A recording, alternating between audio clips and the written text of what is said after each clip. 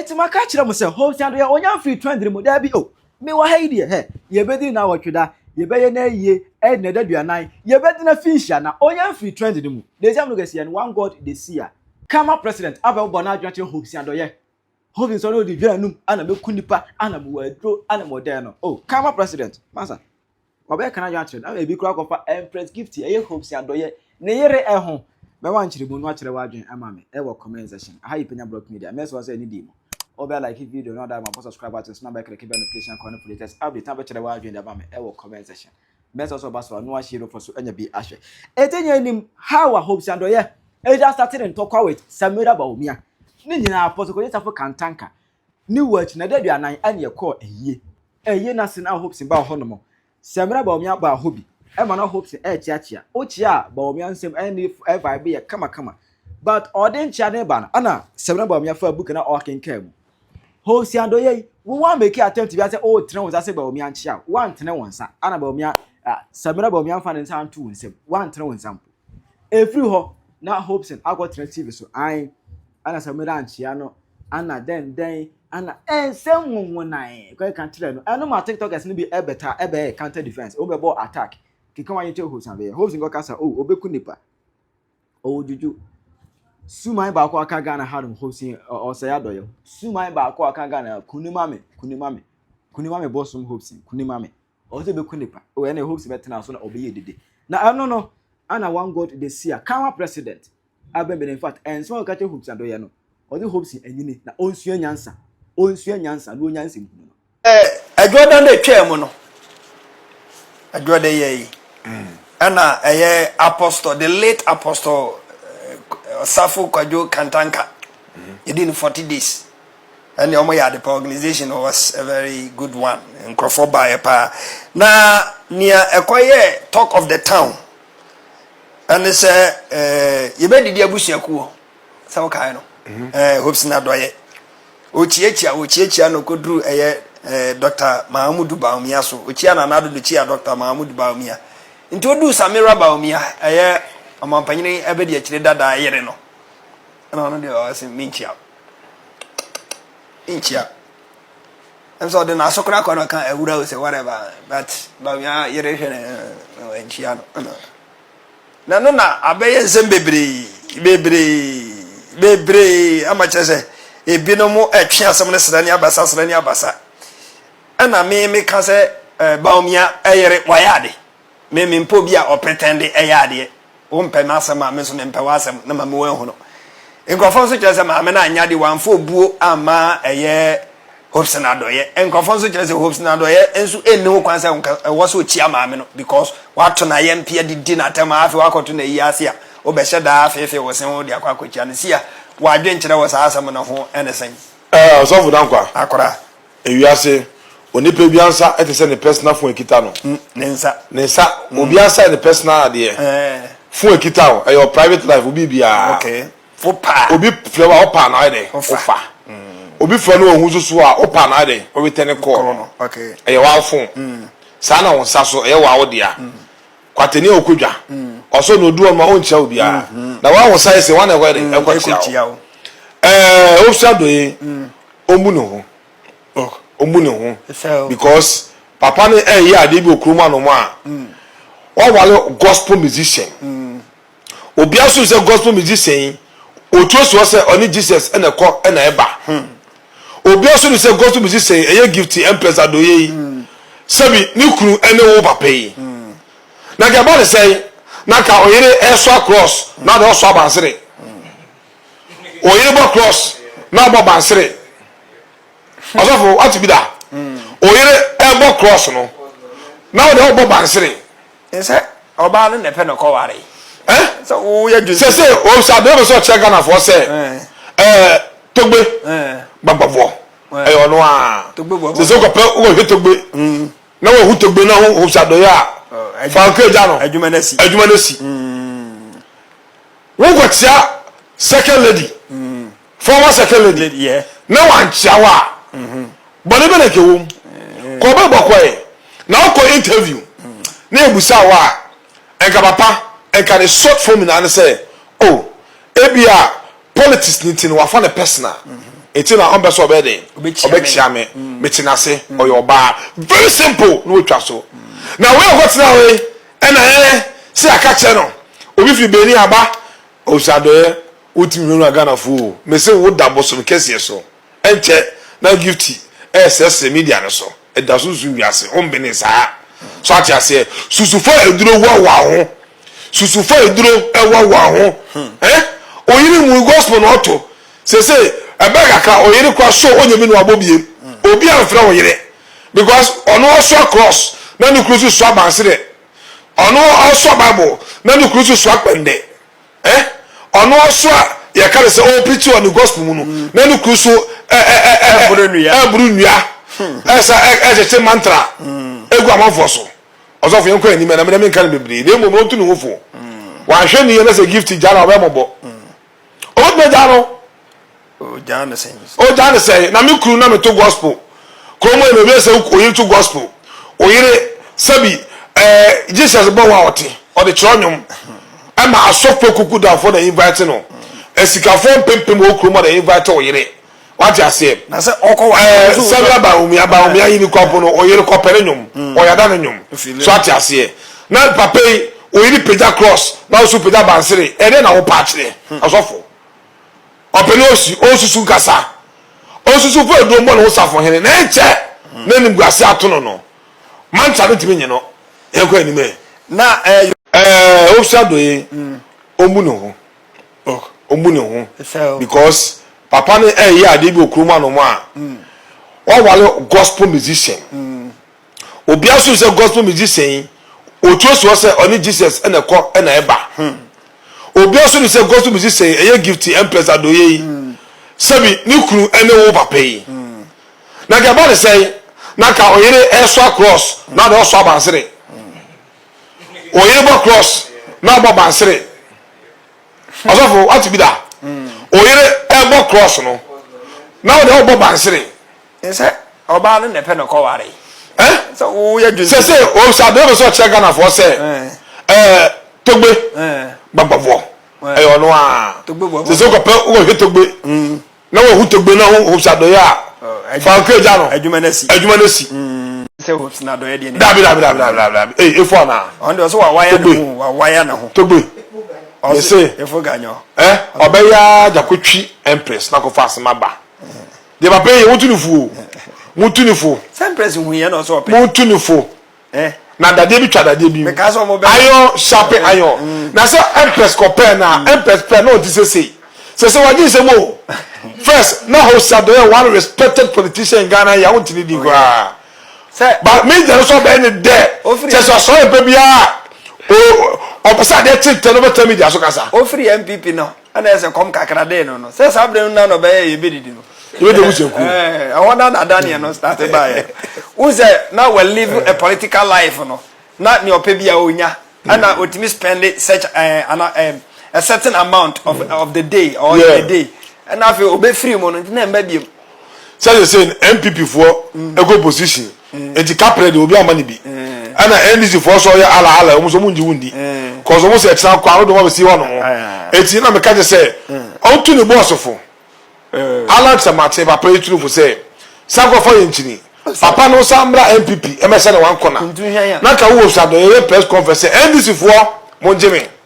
na me say me ni mo ya adwuma na Hopeson so kwa NDC eja kasaroja vitue unia kitue onye odu se ba bia enga so be san kwan se se o so ni kapre o e ba sala pressure abeda gift so oba so pressure beda ne so a na asa o ma ne kwan ama na ye ne o de ne ope okwan ne ope so da asem de ebeba asem ba so abufo be de ebeba be ma sika asem nye awasa pere odo ho tokwa beba tokwa ba so na muntema be ma sika asem nye ya pere odo ho ni oba ne ye sukra twaso usika asem nye sika ofi akole so anajo sanadie Hopeson Adorye bra Hopeson Adorye wajimi wate wajimi pa wo ye kwasia wo di aja Samira nim twitwiri from because of them ne hu ye washi ene wo be shi kwasia wo yire artificial girl no artificial woman no do wachi ni krompo wo si o respect no na nye Ajia Samira we yiri artificial girl na wa company to atete silicone ahye ne to no ono mpo wo Hopeson Adorye Hopeson Adorye ba lock mpo o si o respect no kwasi abema ba lock ni bema a wo she size 55 wo nan tabro so kwasi ayam wo do wo nan si ho a obema wo ni ebusu amna gifty we na ko ware na no abet social media ye wo da usu an wo da nyame ase jimi we kwase mpani be ma we kwase ya na no ho ntotoro be ma gwanya na nso oban ni hu fi be ma na ho kro onim dressing hwe ne ho wo de ko gina yie na se eso ko akochi Ajia Samira wo nsa na wo de afa bin wo form adi no na ade ko Ajia Samira wa ho Samira oni kwasiafo oni prako engro oni jimifo biti se wo Hopeson Adorye engro aboa ne padlock won mo se wo nan uni abusu amana nti wo jimi won se uni abusu amana nti wo ye padlock kwasia wo de ya fa wa sembra Ajia Samira so wo beti biye huwa wo ye fun ate kwasia be ma no aboa wo si wa wo ntwe ho wo sori ana akokfa be kan kwasi aba na watete se de kon ahye ne to no ono so so wanya be ma papa bi ankoware na se jimi we me pese me di saa nkomo we kakra na ansana me di saa nkomo no me pese me bisa Ghana fo ni bi pa se ede ben pa na yinua ba Samira Bawumia ede aye won asabi obia ebie nano a na wabeto ayampia na ode abono dia pa na woman we waye eye Ghana fo bi I believe say enya dodo na but inipe few bi inya ne kaseti asa na me pese me ka asembi omo a edi na tem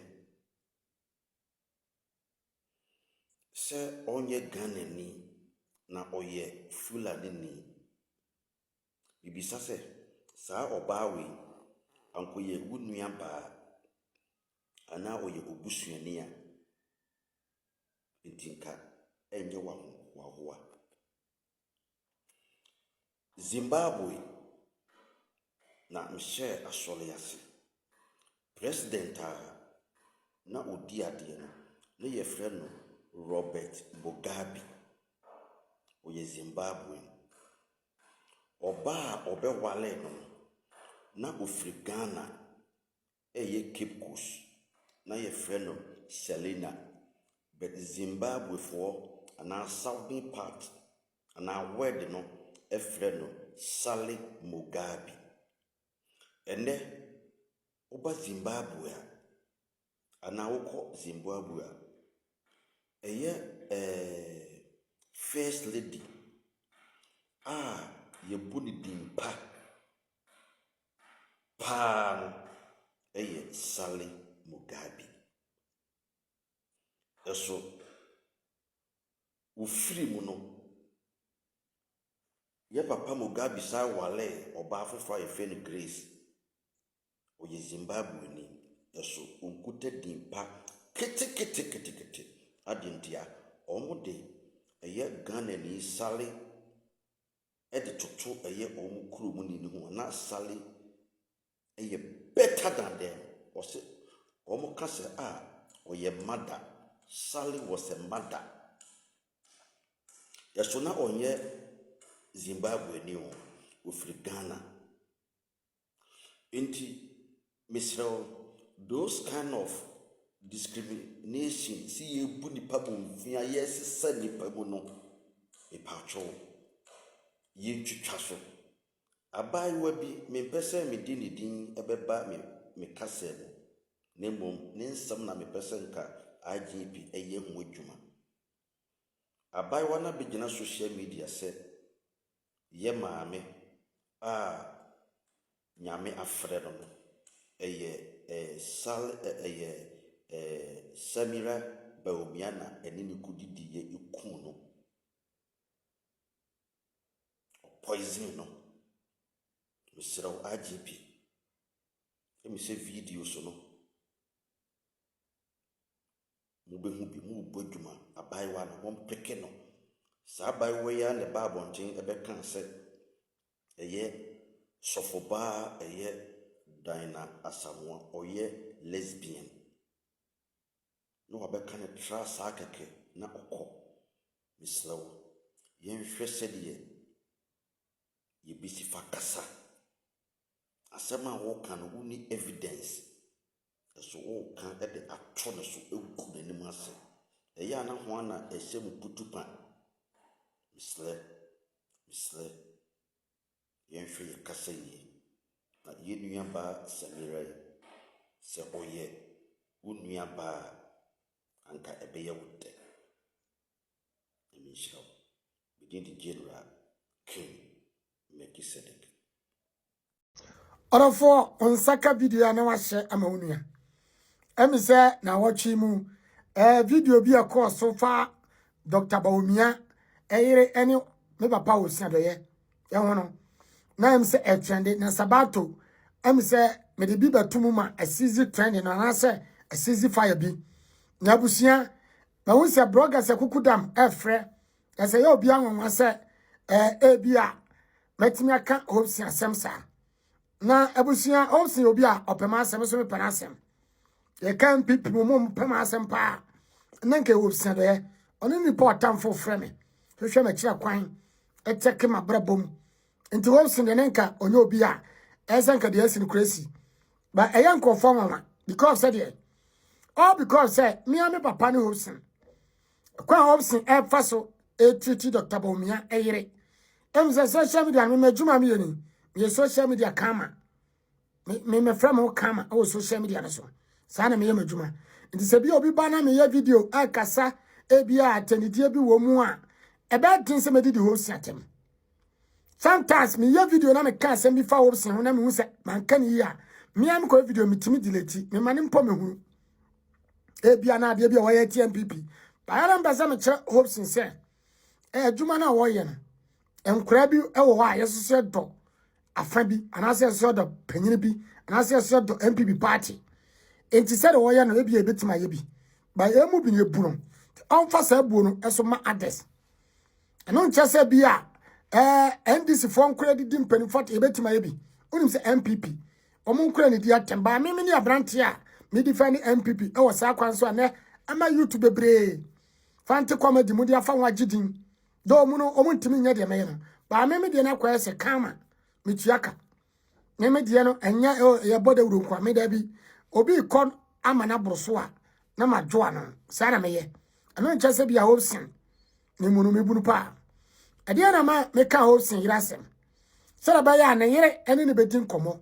Anansa ne kunu ba hu se oh ade obi di abrante bi di ye me yire. Obi so bedi betim dia me yire. Memfa nya obi yire. Eno na ma me ye ne sa. Ene sa de ya Hopeson me bunu. Anansa oye panyini me nya obi a me kasa tia panyini sa. Ene sa bia nsem obi beka fa Hopeson no. Sabato e wo right so beka. Ba me hu mu se me ni right because me bunu sa panyini. Ti me se Hopeson se ono so no o kasa fara na do danko akufo ado ohun se oye Ghana president opon de ase wona na do ntambia ohun se ni mfie kwa animu kwa ba fa so kasa che Bawumia yire e be sere no nyama na me betunfo na mom me video na me ye no e di putu signal e kire se e bia de ono be ya kire obi yire obi so betima e bia kire ne yire e bia hompe nti e be sere Hopeson se mentana fast forward mu amo judge me anase ma wusan kofo bi enanam wo ekukudam platform so aw mo ne me kasa me NDC fo dim se me ni abrante metimi kasa se de omo nkra ne eyetia ye mpanifo anase MPP fo no me ni abrante metimi di bi eye wo mu because say MPP fo no so omo ya se omo ya omo no eye no se omo ye ne buo kwaso ba NDC fo no ya omo ye no atanye kwaso eno na ama NDC ede dwoma ma ba pone etimi nso ma fa ne se sai ne na nkran de ye no sai bi na nso ma ye tie mu ene sa ede bibia ma mo kwase me kokasa Endi simpanifo bebre mi ntimi so kama eni di o matem e wa bra o mon kame na mom madwuma me ye no e kama ntimi nua bi afa no wahwem video o hwem video bi o hwem live bi na me di atem ni atem ba me ye kama on social media sa adwuma na me ye enu bi ena bi a wo ntimase enu bi ena bi obi so ntimase enu bi ena ama e bi obi so pem asem because said ade obi anya odem me pese me di bi ye o na hwe e bi a so be ye oda e kama adwuma na me ye de toso biem enkura di mpanifo bi atem na panyine bi supporto saa panyinam de bi aye no na panyine no so ade a na akura bi ye Twini Jonas Kevin Taylor Oyini David Frema Show wan amanfo bi ye enkura bi ye yon dom mo ye panyine bi eden support ba manam de bi aye saa panyine no me kama adwuma na me ye na mo me nyo bi am sada de di atem obi de say ye papa Kennedy obi de say papa Kenya pon Muamu se Kenya pon obi a me na me ma Kenya pon YouTube support no me tindi bi anase kuo bi a friend the youth for Kenya pon say youth for Kenya pon wo ho WhatsApp and anu na ma me ba Facebook because MP plenty na me support Kenya pon ne kredi a wodi ma party ne kredi a wodi ma MP pem yeko na ho ade ode ato ma MP pem yeko ba ebedru ba bi ma mu se Kennedy na juma wo yana selfish interest bedu ba ma mu se na mini Bawumia afa na mo Kenya pon afa support Kenya pon ba Kenya pon am support no me ba hu se ne politics wo yana personal interest attack of onwani party members attack of insult of onwani party members insult of odi Ghana for atem insult of odi matem ena mu se no oni trace bo ache kontokwa na me defend Kennedy oni afresh nega ekontokwa satan na afia to bi mane no satan no nka se afresh nega ne baade ende ntina me to bi di support Kennedy ba mu se Kennedy be ka se afresh nega ne ba se de ena mu se wanka se ye because oni afresh nega enkompamu da ontimi nka sa asame chege no free say ni nyina man ka ne ho asem o me so oye wrong as a panyini odidi e say obi ti say obinim ayiratem ede ne dress kasete ne unse wan kaseye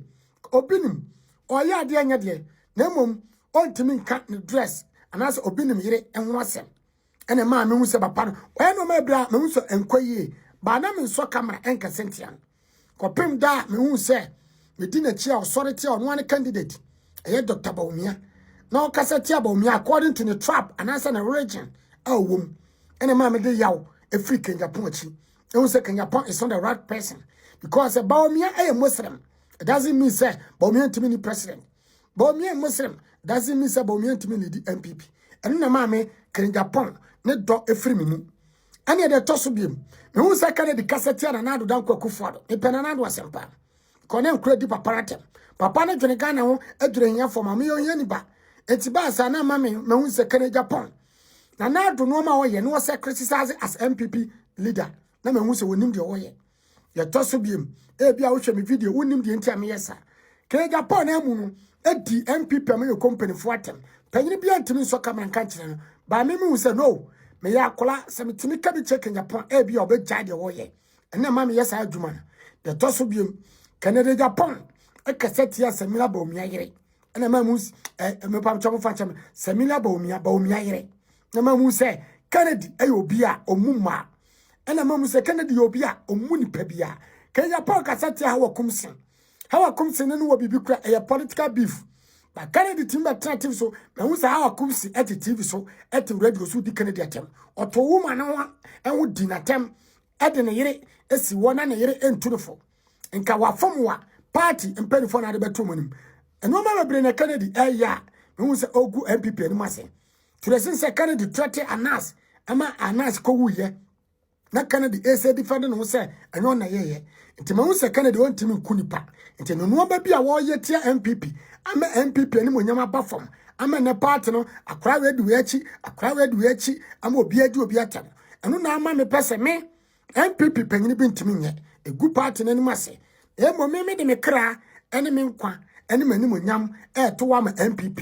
na mama Kennedy hu se ade a wo ye emwa party na emom no na yire ne no mienu kompaso a na yere etu no fo se honorable ade a wo ye no ama nkora bi kasete yo omo ye party ne ma omo so do party na ntina mama fa sa adwuma ne ye no ntinyese bia me mu ade e peka ne de asem sa e pe wo se asem sa na mum ene kura kwan so kama adwuma na me ye nti wo ba we me video a ese o tia se abrante ne ye kama after say MPP be candidate ya me hu se be fit party no obi nka sentia party no obi nfa videos obi nfa audios enso lentia party no ma party no composition no me say MPP ni me nka sentia Kennedy biem me from Kennedy na mum se sia Kennedy no ma waye nkofo Hopeson no ma waye e be against MPP no ese emu bi e dey fight o mu back ene na ama na basa enye se meta obi a me buo mu nyina na me respect o mu ba e politics o mu ntia se sa na adwuma ne tie